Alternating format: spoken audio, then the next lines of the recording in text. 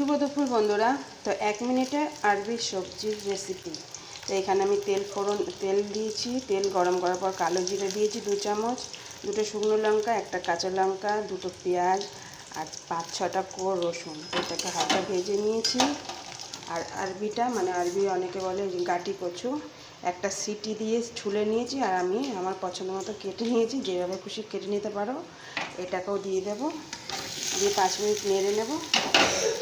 নেড়ে সামান্য নুন মানে স্বাদ মতো নুন মিশিয়ে দেবো। তারপর এটাকে মিক্সিতে পিষে নেব। পেষার পর আবার সামান্য একটু তেল দিয়ে কড়াইতে নেড়ে নেব। তো এটা আমি নেড়ে নিয়েছি, একটু ঠান্ডা করে মিক্সিতে পিষবো। তো আমি এটা মিক্সিতে পিষে নিয়েছি। তো এরকমও খাওয়া যাবে, কিন্তু আমি আর একটু সামান্য তেল দিয়ে একটু নেড়ে নিচ্ছি। আর হলুদ তো অপশন, তুমি দিতেও পারো নাও দিতে পারো, একটু নাড়লেই কমপ্লিট।